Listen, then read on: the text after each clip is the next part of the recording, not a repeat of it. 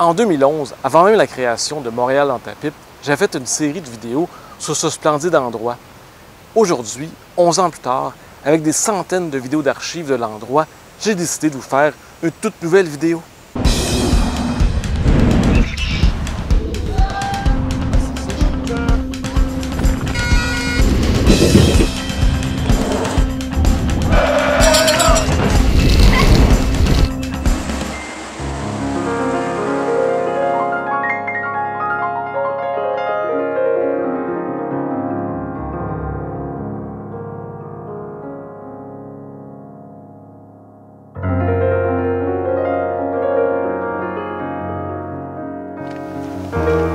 Pour connaître la naissance du parc, il faut se remettre en contexte. Dans les années 1800, alors que tout ceci était une ferme, la ferme d'un certain monsieur Logan.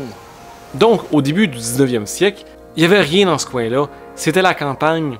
Même que la ferme de Logan était pas mal boisée. Je suis vraiment pas un grand expert en botanique, mais je pense qu'il y a des arbres qui étaient sur la ferme Logan qui sont encore dans le parc La Fontaine de nos jours. Bon, j'imagine que M. Logan était un peu tanné du métier de fermier et en 1845, il céda ses terres au gouvernement du Canada uni. Le gouvernement s'en sert alors comme d'un site militaire. C'est des soldats de la garnison britannique qui y logent et qui s'entraînent en plein air.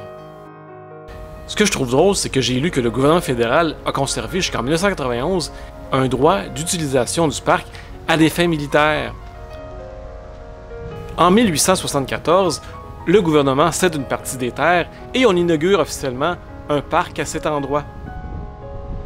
Les premiers grands travaux d'embellissement et d'emménagement eurent lieu en 1888. Avec les tout premiers aménagements, le parc fut rapidement très populaire. En 1890, on y installa des serres qui vont faire pousser toutes les fleurs de la ville de Montréal, et ce jusqu'en 1952. Et pour ceux qui se demandent où étaient les serres, elles étaient au coin nord-ouest du parc. Un coin qui est encore très fleuri de nos jours. C'est seulement à l'année 1900 qu'on aménagea les deux petits lacs qu'il y a dans le parc La Fontaine.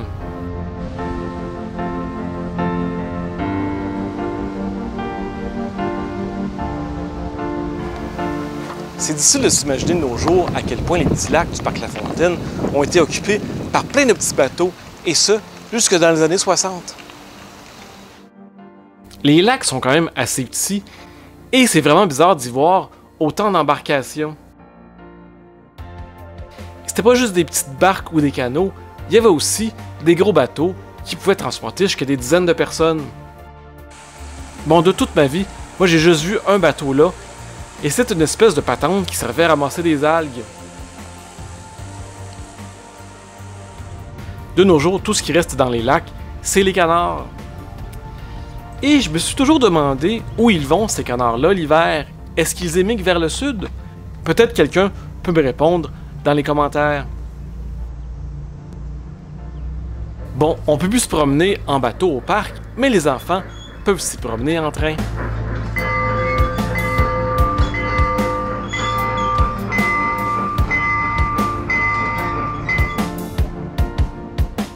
C'est seulement un an après l'aménagement des lacs qu'on décida d'appeler le parc La Fontaine, en l'honneur du premier ministre français du Canada uni, c'est-à-dire M.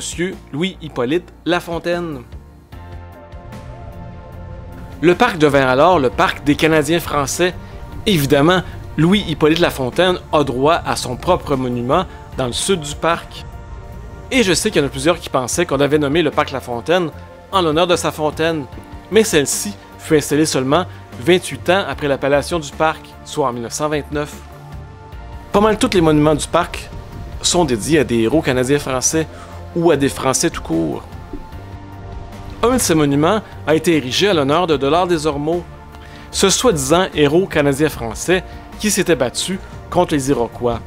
Bon, je ne reviendrai pas sur cette histoire-là, vous irez voir ma vidéo sur ce sujet-là.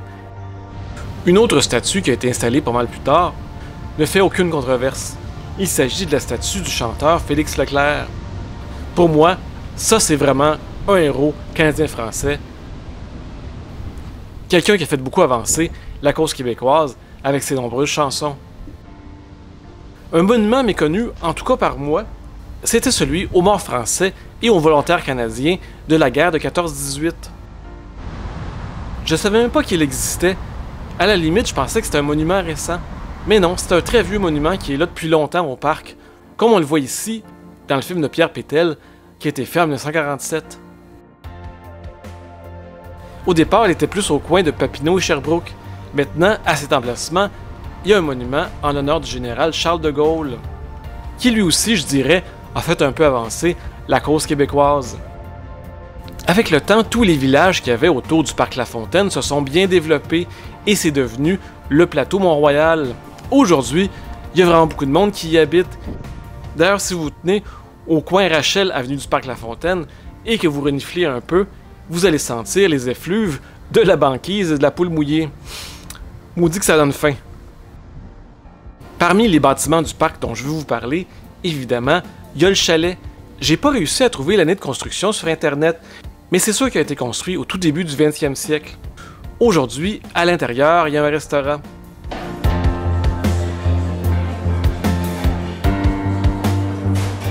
Et devant, il y a une magnifique terrasse où tous les jeunes et moins jeunes peuvent chiller un petit peu. Autre bâtiment qui a été construit un peu plus tard, ce sont les Vespasiennes. En fait, elles ont été construites autour des années 30, alors qu'il y avait une grande dépression et qu'on voulait donner de l'emploi au maximum de personnes. Les Vespasiennes sont malheureusement fermées, donc on ne peut plus aller aux toilettes là-bas. De nos jours, si vous avez besoin d'aller aux toilettes, le mieux c'est d'aller au pavillon Calixa-la-Vallée. Ce bâtiment a été construit à peu près en même temps que les Vespasiennes, c'est-à-dire dans les années 30, pendant la Grande Dépression.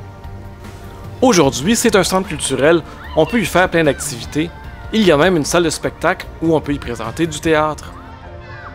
Ça fait vraiment bizarre de voir devant le bâtiment une circulation automobile qui a l'air assez intense. C'était les années 50-60, où le char était roi. De nos jours, heureusement, on peut pas aller jusque-là en auto. D'ailleurs, parlant de char, jusque dans les années 60, on pouvait se promener un peu partout dans le parc en automobile. Alors, dans ta pipe à tous ceux qui se disent que c'était bien mieux avant. Un autre endroit très spécial dont je voulais vous parler se situait au centre nord du parc La Fontaine. Quand j'ai fait ma première série de vidéos, il y avait encore une inscription du Jardin des Merveilles sur les dalles de béton. Aujourd'hui, elle n'y est plus. Le Jardin des Merveilles a ouvert en 1957. C'était le successeur d'un autre zoo qui n'avait jamais eu vraiment beaucoup de succès. Les animaux étaient souvent malades et il y en a beaucoup qui mouraient. Le Jardin des Merveilles avait une thématique, celle des contes pour enfants. Donc tous les petits animaux qui étaient présentés dans le zoo faisaient partie d'un conte. Et il y avait plein d'objets pour amuser les enfants, comme Cendrillon ou les trois petits cochons. Et il y avait même des spectacles d'otaries. Ici, on voit un extrait de l'émission Passe-Partout. On voyait souvent le Jardin des Merveilles ou même le Parc La Fontaine en général dans cette émission de la fin des années 70.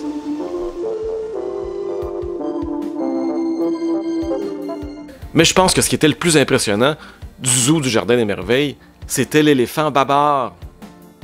Bon, j'ai lu que certains l'appelaient Toutoune. Donc j'imagine que les gens n'étaient pas trop sûrs de son sexe, parce que Babar c'est un nom de gars, puis Toutoune un nom de fille. Enfin, on le saura probablement jamais. Au beau milieu du parc La Fontaine, on voit encore le pavillon d'entrée du Jardin des Merveilles. Il y a quand même un petit panneau explicatif où on voit la fameuse baleine de Jonas. Dans cette baleine, à l'époque, il y avait un aquarium avec toutes sortes de poissons. On a voulu rendre hommage à cette baleine et on l'a recréée tout à fait récemment. Au début, je pensais qu'elle ressemblait beaucoup à la baleine du Jardin des Merveilles, mais elle est beaucoup plus petite et finalement, elle me fait peur un petit peu. Le Jardin des Merveilles a beaucoup perdu d'intérêt dans les années 80 et il a fini par fermer en 1988, alors que la plupart des animaux étaient déjà mal en point. Ils ont été déménagés au parc en Grignon. J'ai toujours gardé un excellent souvenir du Jardin des Merveilles. C'est là que j'ai vu un lama pour la première fois, presque 30 ans avant d'en voir dans leur milieu naturel au Pérou. À l'emplacement où il y avait Babar ou Toutoune, il y a maintenant des Bixi. Et parlant de vélo, Le parc La Fontaine est très important de ce côté-là, parce que c'est le départ de la route verte, une route pour vélo qui fait tout le tour du Québec et qui se rend comme ça jusqu'en Gaspésie. Toujours dans le monde du vélo, on a créé pour les tout-petits le jardin du petit monde à bicyclette, qui montre aux enfants comment conduire en ville, comment respecter le code routier, pour évidemment, 10 ans plus tard, s'en foutre comme de l'an 40. Une des choses que j'apprécie le plus du parc La Fontaine, c'est que c'est agréable de le fréquenter n'importe quel mois de l'année, que ce soit au printemps,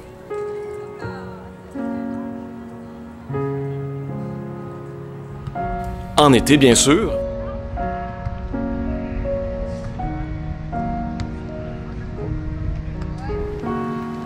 en automne où les couleurs sont vraiment magnifiques, et en hiver où il y a toutes sortes de choses à faire au parc La Fontaine.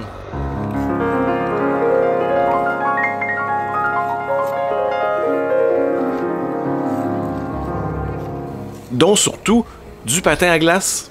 Le lac qui est le plus au sud est transformé alors en patinoire. Ça doit être vraiment une des plus grandes patinoires de tout Montréal pendant l'hiver. C'est vraiment amusant d'en faire le tour. Pendant l'hiver, s'il y a beaucoup de neige, on peut aussi faire des bonhommes de neige.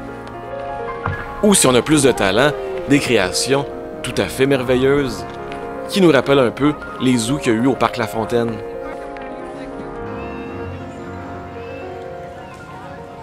Parlant de s'amuser, la partie nord du parc La Fontaine est consacrée depuis très longtemps aux enfants.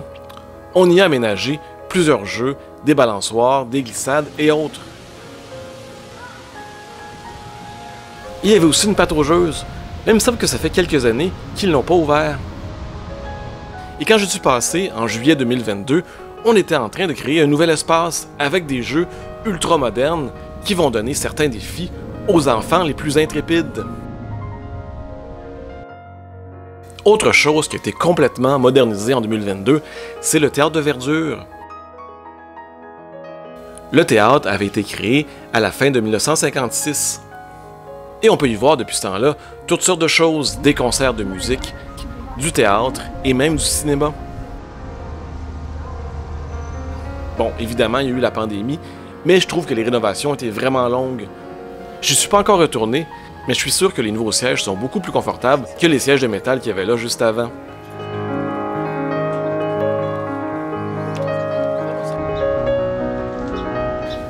C'est difficile de dire pourquoi j'aime autant le parc La Fontaine. C'est peut-être pour sa tranquillité. C'est un endroit parfait pour aller lire un livre en paix.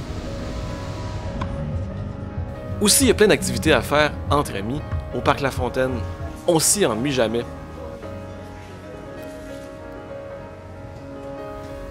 C'est peut-être aussi son petit côté nature. Il y a de très belles fleurs et de très beaux aménagements paysagers au parc La Fontaine. En fait, j'adore le parc La Fontaine parce que je m'y sens chez moi.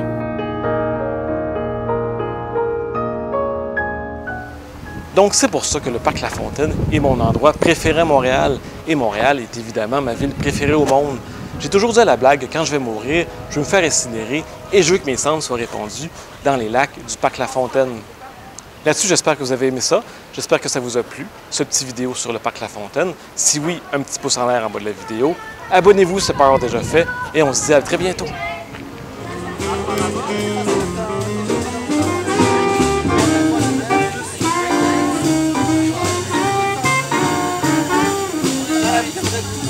Thank you.